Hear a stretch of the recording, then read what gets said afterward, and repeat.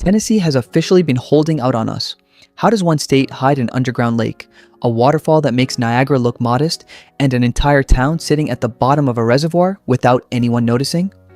It's like history and nature got together and said, let's just bury the good stuff. Today, we're uncovering 8 hidden places and must-see spots in Tennessee tourists never find. And number 8, drowned on purpose. The rooftops are still visible.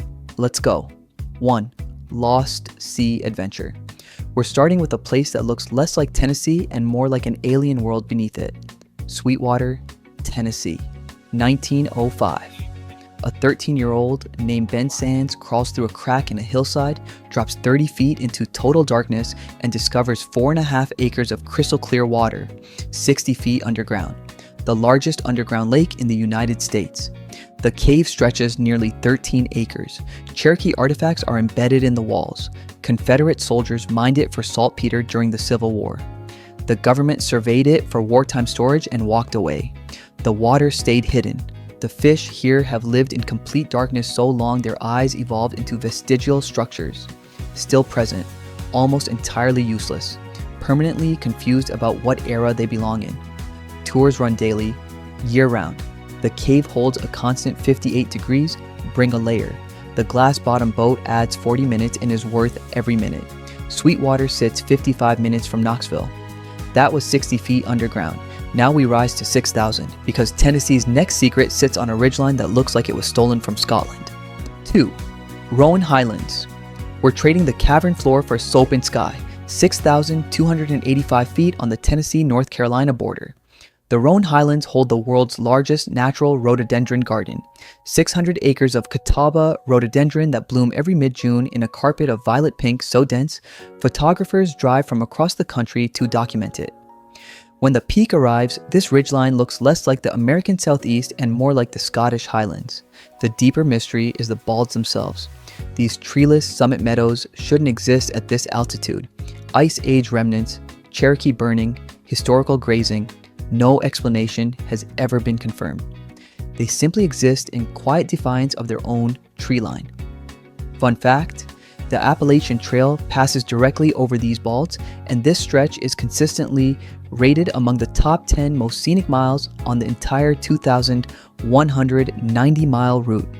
Peak bloom runs June 15th to 25th.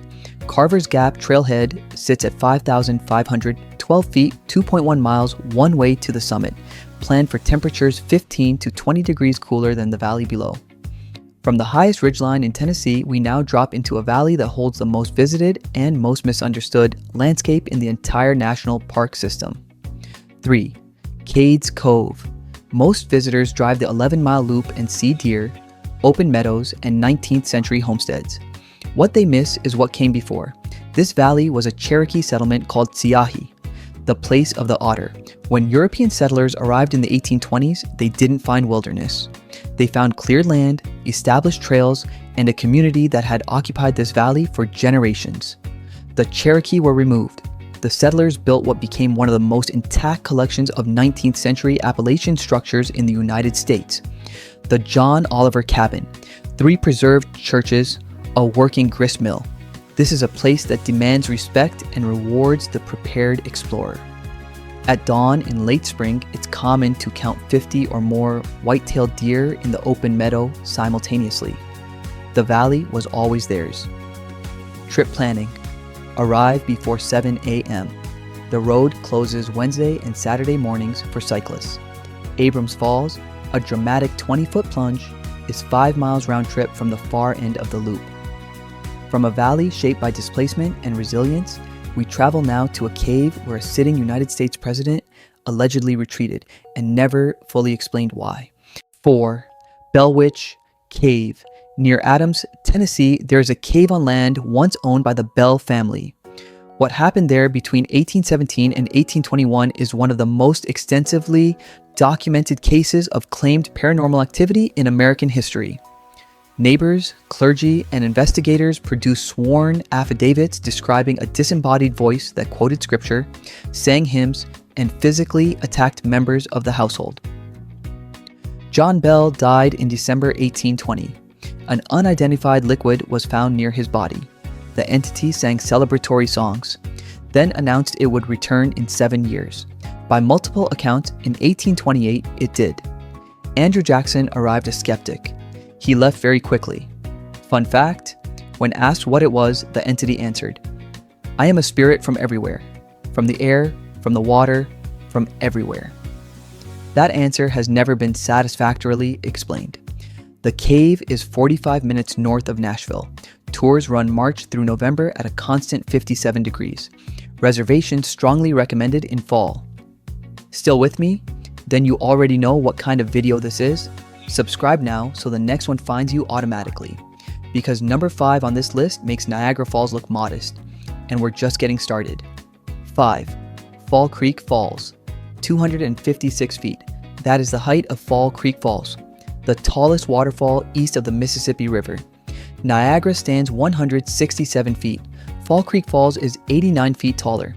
It drops from the Cumberland Plateau rim into a gorge pool 20 feet deep, and when you're standing at the overlook, the sound arrives in your chest before your eyes find the water. The surrounding state park covers 26,000 acres, 5 waterfalls total, 60 miles of maintained trail, and a 350-foot suspension bridge, completed in 2018, crossing the gorge at the rim with the full drop visible in one uninterrupted vertical line. Fall Creek Falls draws over 1 million visitors a year, yet most Americans outside the region have never heard of it. One of the most successfully kept secrets in American outdoor recreation. The rim overlook requires minimal hiking. The base of the falls is 2 miles round trip. Arrive early on weekends. Lodge and cabin accommodations available for multi-day stays. From the thunder of 256 feet of freefall, we now trade raw nature for raw politics. Because our next stop rewrote American history in a courthouse that still stands on a cobblestone street. 6. Jonesborough. In 1784, 35,000 settlers in eastern Tennessee declared themselves a separate state, elected their own governor, established their own court, and dared Congress to say no. Congress said no. 7 states voted in favor. 9 were required. What followed was 4 years of 2 governments operating on the same soil. 2 sheriffs, 2 sets of laws. The settlers called it Franklin. Their governor, John Sevier, was eventually arrested for treason, escaped, was pardoned, and became Tennessee's first governor when the territory achieved statehood in 1796. The town at the center of it all, Jonesborough, founded 1779, Tennessee's oldest town, the capital of a state that never officially existed. In 1820, a Jonesborough businessman published the Emancipator, the first newspaper in America devoted entirely to abolition. 11 years before William Lloyd Garrison's The Liberator in Boston. The abolition movement didn't begin in New England. It began here. The historic district is walkable in 90 minutes. The National Storytelling Festival runs the first weekend of October, the largest in North America, timed perfectly for peak fall foliage, 20 minutes from Johnson City. From a town that once defied a nation, we now move to a gorge where the walls are 300 million years old, Tennessee's answer to the Grand Canyon, and one of the least visited wilderness areas in the entire Southeast. 7. Savage Gulf. Savage Gulf. State natural area encompasses 15,500 acres where 3 gorges converge. The rim sits at 1,700 feet. The gorge floor drops to 600. That 1,100-foot wall of Cumberland Plateau sandstone is embedded with marine fossils from when this entire region was an ancient seafloor, 300 million years before a single Appalachian ridge existed above it. The centerpiece is the stone door, a 150-foot vertical crack in the sandstone rim that Cherokee used as a passage for centuries. You walk through it single file. The walls close enough to touch on both sides. Savage Gulf contains some of the only confirmed old-growth forest remaining in Tennessee, trees undisturbed for 3 to 4 centuries, making it one of the oldest living ecosystems in the Southeast. Main trailhead at Savage Gulf Campground near Palmer. Over 60 miles of maintained trails. Free primitive camping with a state parks permit. No cell service. Download offline maps before leaving the highway. And finally, number 8, the one I mentioned at the very start, a town that didn't disappear on its own. A town that was erased, and the people who watched it happen from the shore. 8. Butler, the sunken town. In 1948, the Tennessee Valley Authority completed the Watauga Dam. 300 to 18 feet of concrete across the Watauga River in Carter County. The reservoir would cover 6,400 acres of mountain valley. It would also cover the entire town of Butler. 3,000 residents were given 18 months to relocate. Churches moved to higher ground. A few businesses followed. Then the gates closed, the water rose, and the streets, the school, the hotel, and the post office gone. Families relocated as children have returned as adults, rented boats, and floated over the outlines of houses they grew up in. During drought years, when the reservoir drops, it comes back. Roof lines, stone foundations, the ghost of a roadbed, rising from the water like a question no one asked to answer. Fun fact, the new Butler post office still operates today, one of the only active post offices in America that replaced one currently sitting underwater. Watauga Lake is near Elizabethton in Carter County. Boat launches at Rat Branch and Horseshoe recreation areas.